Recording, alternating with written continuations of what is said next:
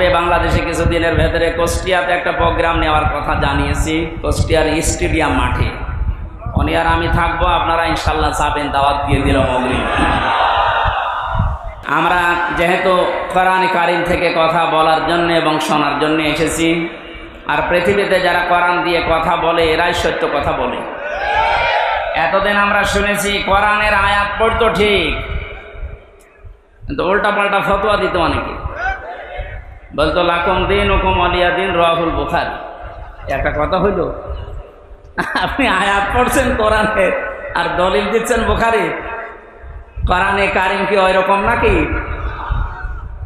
আল্লাহ পাক এত অথেন্টিক ভাবে এটা রেখেছেন এবং কিয়ামত পর্যন্ত তিনি রাখবেন বলে ঘোষণা দিয়েছেন, ইন্না নাহনু নাযালনা যিকরা ওয়া ইন্না লাহু লাহাফিজুন। আল্লাহ বলেন, অবশ্যই আমার এই কোরআনকে আমি আল্লাহ নিজে নাজিল করেছি, এই জিকির, এবং কিয়ামত পর্যন্ত এর সংরক্ষণের দায়িত্ব আমি আল্লাহ নিজে হাতে তুলে নিয়েছি। নবীজিকে আল্লাহ ধমক দিয়েছেন, ওয়ালাউ তাকাব্বালা আলাইনা বা'দাল আকাবিল লাআখাযনা মিনহু বিল ইয়ামিন সুম্মা লাকাতা'না মিনহুল ওয়াতিন। আমার কোরআনের ভেতরে যদি নবী পর্যন্ত কোনো কথা বানিয়ে নিজের নামে চালিয়ে দিত যে এইটাও আল্লাহ জানিয়েছে, কি করতাম জানেন? আমি নবীর ডান হাত চেপে ধরতাম, কণ্ঠ নালী কেটে ফেলে দিতাম। ঠিক আছে? না না, ঠিক না। আপনারা আলেম না? কিসের আলেম পড়ে? লাআখাযনা, আমি বললাম যে আল্লাহ পাক নবীজির হাত চেপে ধরতেন না, আল্লাহ নিজের হাত দিয়ে ধরতেন। এখানে ফাইল আল্লাহ নিজে, নবীর হাত ধরতেন না, আল্লাহ নিজে ধরতেন তার হাত দিয়ে। মিনহু বিল ইয়ামিন, বাম হাতের কথা দিলেন না কেন? ডান হাতের কথা দিলেন কেন? আল্লাহর বাম হাতে শক্তি কম নাকি? আমার বাম হাতে থাপ্পড় খেয়েছেন।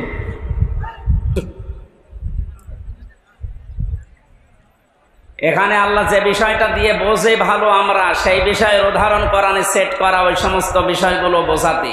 আমরা যেহেতু ডান হাতের শক্তি বেশি, এইটাই সচরাচর জানি নাকি? আল্লাহ মিনহু বিশিমাল না দিয়ে মিনহু বিল ইয়ামিন দিয়েছেন, এবং নবীর হাত ধরতাম বলেননি, আমি নিজের হাত দিয়ে নবীকে ধরতাম, তার মানে শক্ত করি।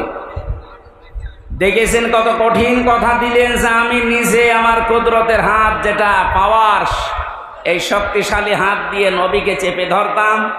যে বিষয় দিয়ে কথা বলে, আমার কোরআনের ভেতরে যদি বানিয়ে কথা বলতো যে এইটাও আল্লাহ জানিয়েছে, ওনার জহব্বা কেটে ফেলে দিতাম।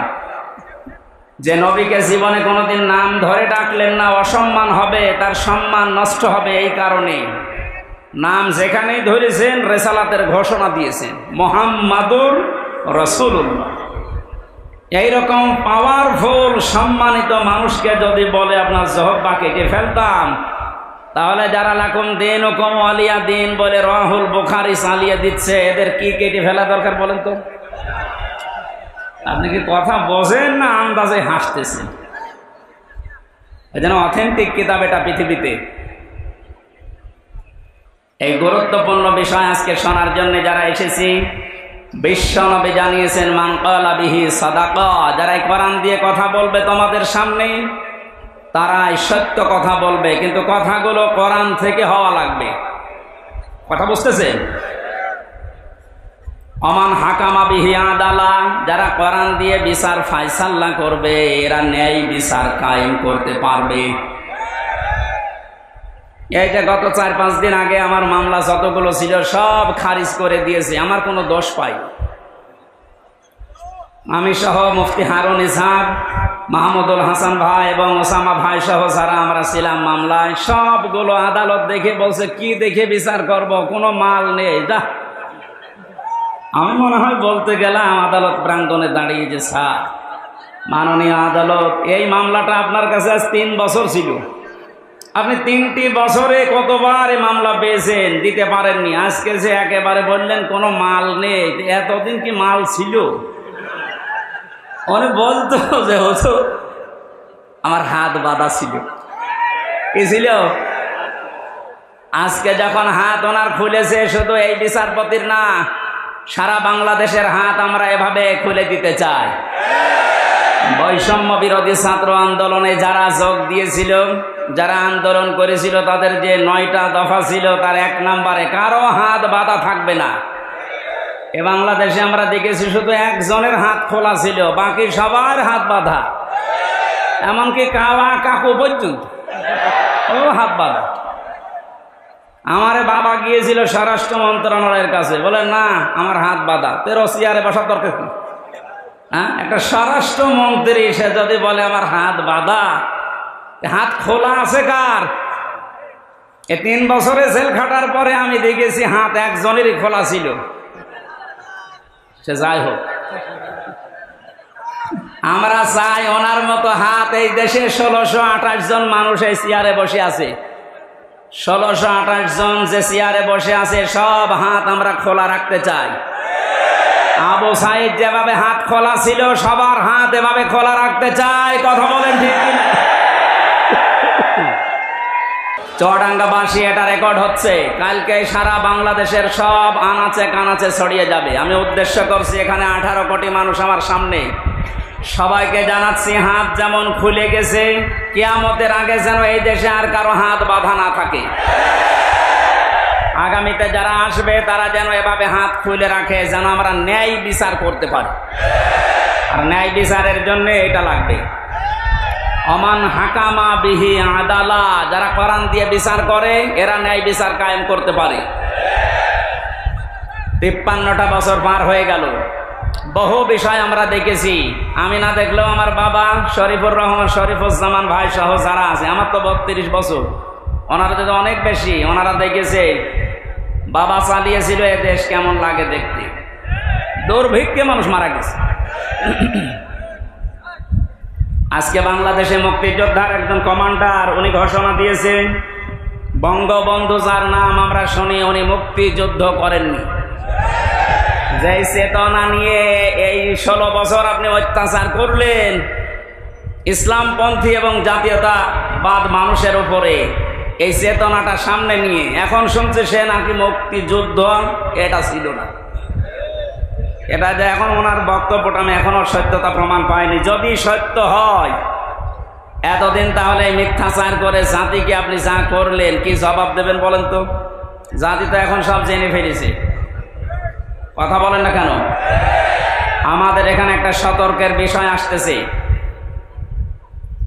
আমি 1 মিনিটের ভেতরে একটা উদাহরণ সেট করেছি, দেখেন বাস্তবের সাথে মিলিয়ে। একটা হোস্টেলে 100 জন ছাত্র থাকে, ওরা সকালবেলার মেনু খিচুড়ি ভাত, কি খিচুড়ি দেওয়া হয়। 20 জন চাচ্ছে যে খিচুড়ি থাক, আর 80 জন বলছে না আমরা খিচুড়ি চাই না। কেউ বলছে আমরা কলা পাউরুটি চাই, কেউ রোল চাই, কেউ চিড়া মুড়ি চাই, এই সমস্ত বিভিন্ন আইটেম দিয়েছে। হলের যিনি সুপার আছে উনি বলছে এভাবে তো হবে না, আমি ভোট দিলাম, দায়িত্ব দিয়ে দিলাম যে যেইটা বেশি চাবে, যদি সংখ্যায় ওইটা বেশি হয় তাহলে আমি ওইটা পাস করে দেব। এখন 20 জন তো খিচুড়ি আছেই, তারা তো আর নড়ন চড়ন নেই। আগে যা চালিয়ে আসছে 20 জন ওইটাই আছে, বাকি এখনো আছে 80 জন। ভোট দেওয়ার পরে দেখা গেল রোল যারা চায় তারা 18 জন, কলা পাউরুটি যারা চায় তারা 15 জন, যারা চিড়া মুড়ি চায় ওরা 12 জন। এভাবে সিস্টেম করতে করতে শেষ পর্যন্ত পাস হয়ে গেল ওই খিচুড়ি। কথা বুঝতেছেন? জালেম এবং জালেমদের দোসর এই বাংলাদেশে খুব বেশি হলো 20 জন। আমরা যারা দেশে শান্তি আসলে চাই তারা কিন্তু 80 জন। এখন যে সময় এসেছে ছোটখাটো কোনো বিষয় নিয়ে এসে যেই হোক ওই 20 জন বাদ দিয়ে কেউ যেন মত পার্থক্য না করে। এখন যা করবেন 15 জন হবেন, 18 জন হবেন, 12 জন হবেন, ওই 20 কিন্তু আগে যা ছিল আবার চলে আসবে। আপনি কি মনে করছেন বসে আছে?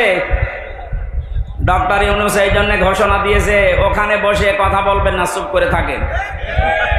মামলা তো 100টা, কিসের 100? 1000-এর উপরে মামলা হওয়া দরকার। আমি কিছু না করে যদি আমার বাবাকে বলেছিল 50টা মামলা দেব,